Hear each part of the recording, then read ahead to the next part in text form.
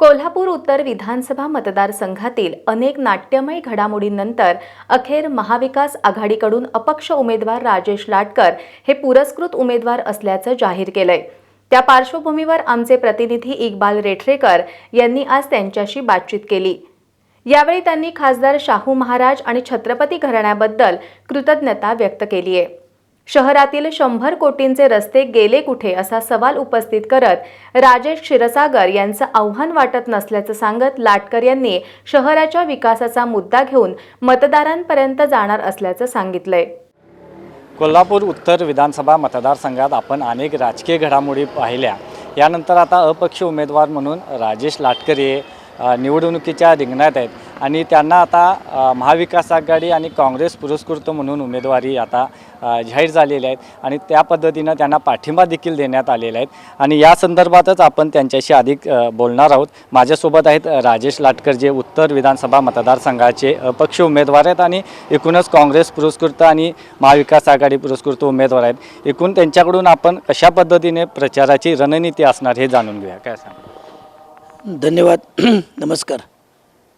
माझी उमेदवारी ही जाहीर झाल्यापासून आणि काल समर्थन छत्रपती शाहू महाराजांनी दिल्यापासून मी प्रचारात जोमानं कार्यरत आहे। कार्यकर्त्यांच्यात आणि मतदारांच्यात उत्साहाचं वातावरण आहे। त्याचं पूर्ण प्रभाग वाईज नियोजन चालू आहे। वैयक्तिक गाठीभेटी, काही प्रमुख लोकांच्या गाठीभेटी, त्यामुळं नगरसेवक माजी नगरसेवकांच्या मीटिंग झालेल्या आहेत। प्रमुख काही समाजाबरोबर बैठका झाल्या आहेत। एक चांगलं मायक्रो प्लॅनिंगनं त्याचं नियोजन केलेलं आहे आणि त्याच्या पद्धतीनं आम्ही कार्यरत आहोत। एक चांगलं कोल्हापूर शहराचं एक वातावरण या निमित्तानं बघायला मिळत आहे की माझ्यासारख्या एका सामान्य कार्यकर्त्याला महाराष्ट्राच्या विधानभवनात काम करण्याची संधी मिळते की मी जी गेले 25-30 वर्ष तरुण मंडळाचा, क्रीडा मंडळाचा आणि राष्ट्रीय सेवा दलाच्या माध्यमातून एक कार्यकर्ता म्हणून काम केलेलं आहे। त्यानंतर महापालिकेच्या सभागृहात माजी नगरसेवक, स्थायी सभापती, गटनेता आणि शहराध्यक्ष असेल आणि माझी पत्नी महापौर म्हणून आम्ही ज्या पद्धतीनं कोल्हापूरच्या विविध प्रश्नासंबंधी आम्ही आमचं अभ्यासपूर्ण विवेचन असेल, काही प्रश्न सोडवण्यासंबंधी सकारात्मक केलेले निर्णय असतील, हे नागरिकांनी आणि कोल्हापूरच्या जनतेनं पूर्णपणे आम्हाला पारदर्शीपणानं पाहिलेलं आहे। गेल्या 2.5 वर्षात जी दुरावस्था झाली की जाणीवपूर्वक महाविकास आघाडीच्या जिथं जिथं सत्ता आहे तिथं त्या ठिकाणचे मतदारसंघ या राज्य शासनामार्फत मुद्दामपणे अवस्थेत राहतील कसे हे बघितले। त्यामुळे इथल्या जो काही विकास व्हायचा होता तो झाला नाही आणि उलट पक्षी इथले जे सत्ताधारी लोक आहेत ते सांगत आलेले आहेत की आम्ही हजारो कोटीचा निधी आणला, हा निधी फक्त जाहिरातीमध्ये आणि फ्लेक्सवर दिसा लागला। एकूणच उत्तर विधानसभेचंच नाव आहे, मात्र तुम्ही जसं म्हणला की प्रश्न अनेक आहेत, याला सत्ताधारी मंडळी जबाबदार आहे असा तुमचा आरोप आहे। मग सत्ता असते त्यांचंच तर काम असते की नागरी सेवा देणं। आमदारकी, खासदारकी ही घटनात्मक अधिकार दिलेली पद आहेत। नगरसेवक असो, महापौर पद असो, हे सर्व लोकशाहीमध्ये आपल्याला घटनात्मक आणि अधिकार दिलेली पद आहेत। ते काय मालकी हक्क नव्हे, ते कुणावर हुकुमशाही करायची पदं नव्हत किंवा लोकांच्यावर वर्चस्व गाजवण्याची पदं नव्हत, हे मानणारा मी कार्यकर्ता आणि आपल्या संविधानात दिलेलं आहे। त्या माध्यमातून जे आपण नागरिकांच्याकडून टॅक्स गोळा करतो, इन्कम टॅक्स असेल, MSCBचा टॅक्स असेल, वाहन टॅक्स असेल, GST असेल, या माध्यमातून सरकार दरबारी जो सगळा कर जमा होतो, स्थानिक स्वराज्य संस्थेत घरपाळा असेल, हे सर्व जे गोळा होतात त्यातून आपण नागरिकांच्यापर्यंत चांगल्या पद्धतीच्या नागरी सुविधा देणं, ह्यासाठी आपण नागरिक आणि सत्ता केंद्रामधला एक दुवा म्हणून आपण काम करायचं असते, प्रशासन आणि लोकप्रतिनिधी।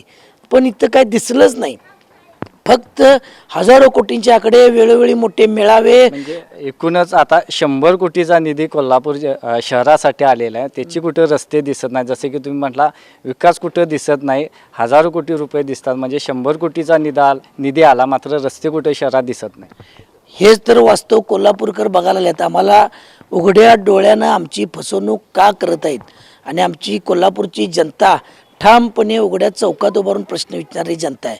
सांगतोच काय, चाललंय काय, दिसतंय काय, हे बघणारे कोल्हापूरकर आहेत। उगीच त्यांना काहीतरी स्वप्न दाखवून उगीच काहीतरी भूलभुलया करून ह्या कोल्हापुरात चालत नाही.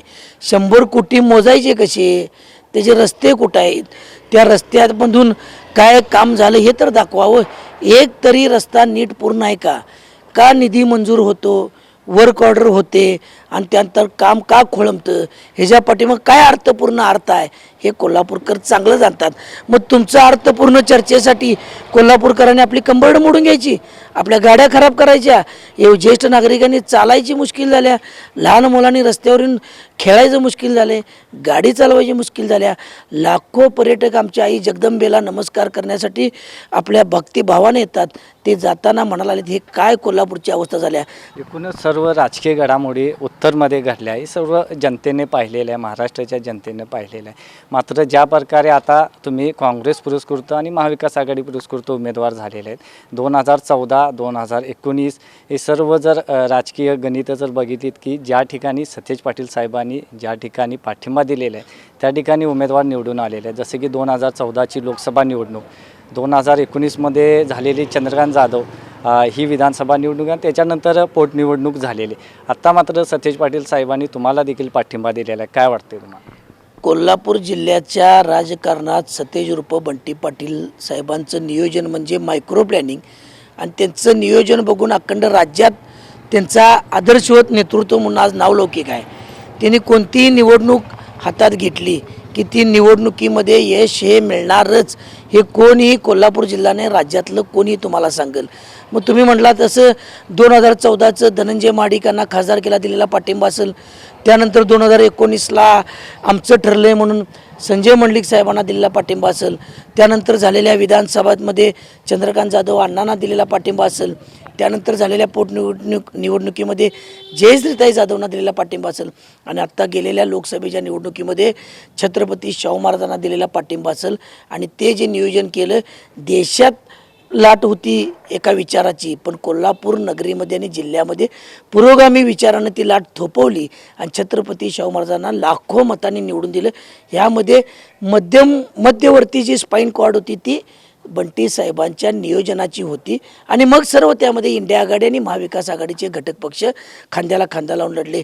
आमदार सतेज पाटील साहेबांच्याबद्दल बोललाच तुम्ही, मात्र एकीकडे खासदार शाहू महाराजांनी आपल्या उमेदवारीसाठी शब्द दिला आणि हे कुठंतरी राजघराण्याने त्या ठिकाणी माघार घेतली आणि आपली उमेदवारी निश्चित झाला.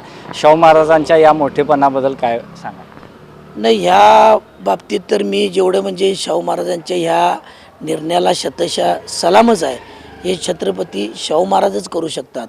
हे त्यांनी त्या घराण्याने आणि त्यांनी हे सिद्ध करून दाखवलं की ज्या शाहू नगरीमध्ये दीन दलित वंचित भटक्या म्हणजे कोणाला कोण नाही, ज्याला आधार नाही त्याला देणारं हे शाहू नगरीचं हे शाहू विचार आहेत ते त्यांनी आज माझ्या बाबतीत परिपूर्ण करून दाखवलेलं आहे.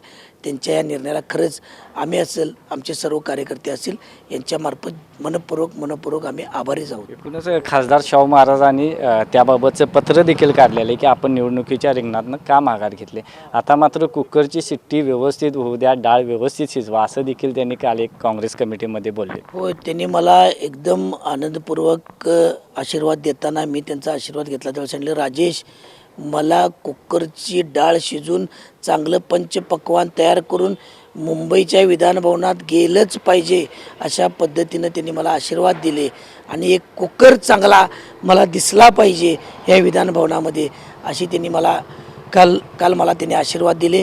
तुमच्या विरोधात शिवसेनेचे राजेश क्षीरसागर आहेत, त्यांनी एक 10 वर्ष या मतदारसंघाचं प्रतिनिधित्व केलेलं आहे, त्यांच्या आव्हानाकडे कसं बघताय?